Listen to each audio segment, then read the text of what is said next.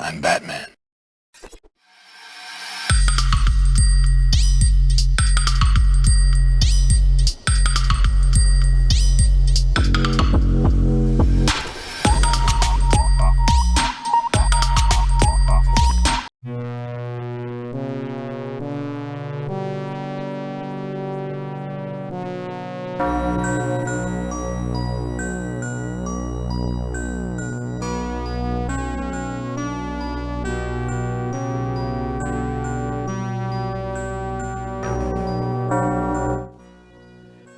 This rather poor excuse of a game is Batman the movie, the arcade game, and straight away we see who is responsible for this assault on the senses.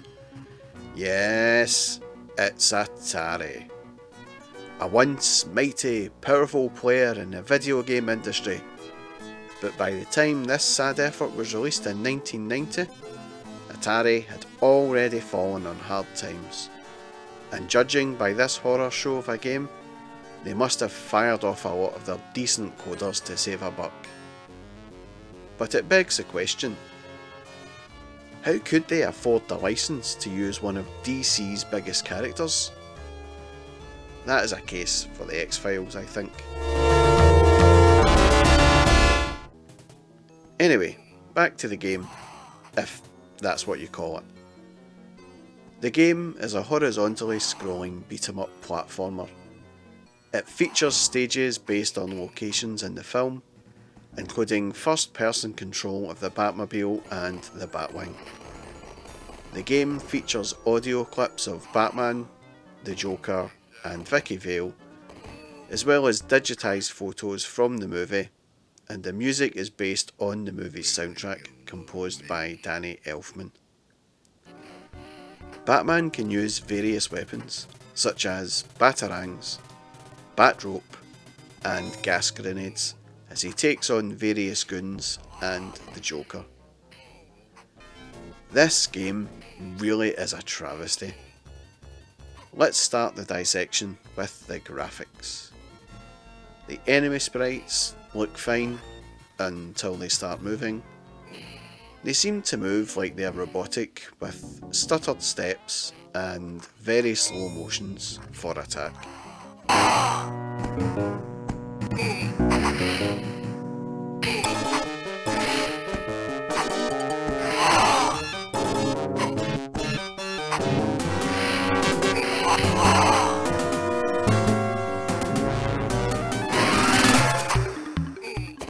Then we have the Batman sprite.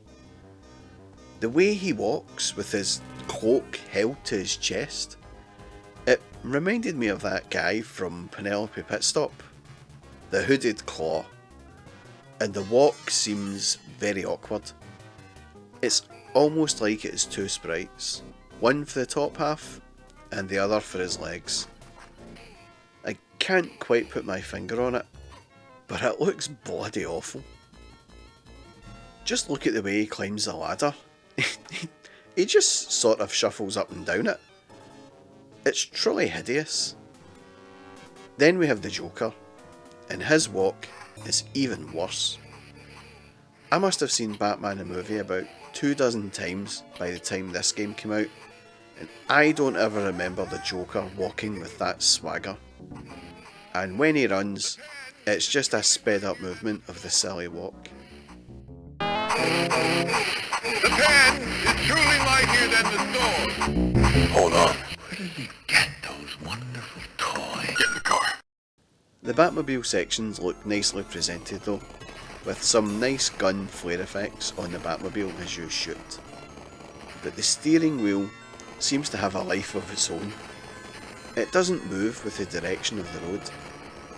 The buildings on the side of the Gotham City street look like painted cardboard cutouts.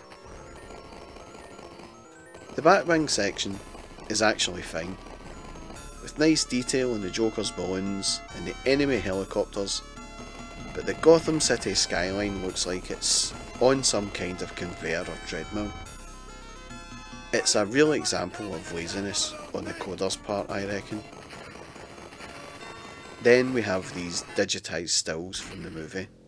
that look very low res and looked poor even in 1990 when this kind of graphic use was rare, and the text used for the quotes looked like these screens were made on the Atari ST. And now it's time to talk about the sound. And actually, it's not too bad on that front.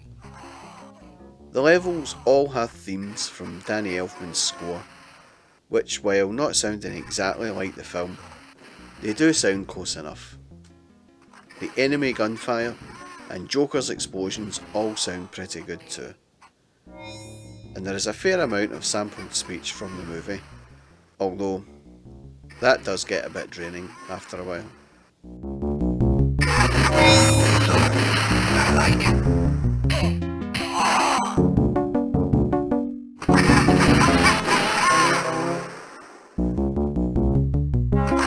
The gameplay on this version of Batman is rubbish on a whole new level.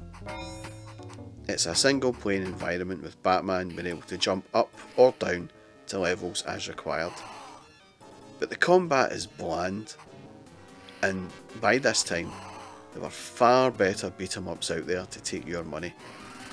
Compared to the likes of Golden Axe or Final Fight, the gameplay mechanics seemed very dated, with most enemies seen off with 1 or 2 hits.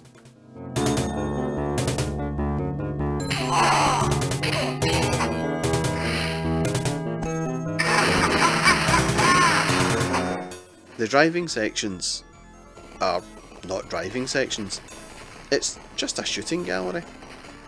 Every other Batman game has a Batmobile section where you pilot the Batmobile, but not in this one. What the hell were Atari thinking? They would have been better off just leaving these sections out entirely.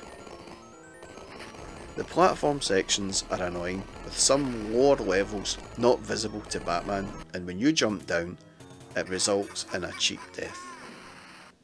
Everything about this game just screams laziness or ineptness.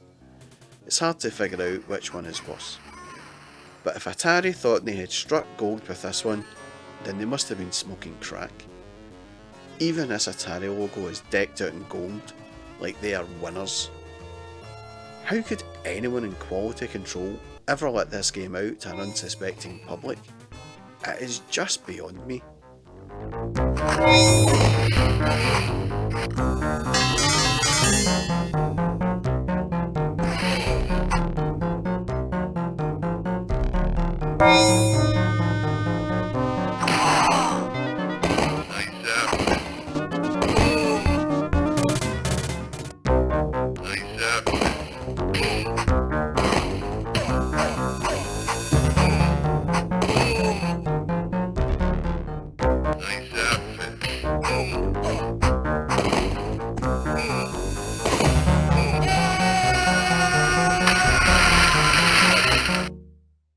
Wait till they get a load of me. I seen this game in Joker's Amusements in Paisley, and I never ever seen anyone ever playing it. It might have been something to do with the fact that it was 50p a go, which was just robbery, or that anyone that played it only played it once, as I did, and I vowed never to waste another penny on it, and I never did. Overall, Batman the movie, the arcade game, is a real stinker. Thankfully, due to licensing issues, it was never ported to home formats. I guess we should all be thankful for that. I can't even recommend this game as a joke, even if the whole game is a joke. Just avoid it, like the George Clooney Batman movies. And that's all from me, folks.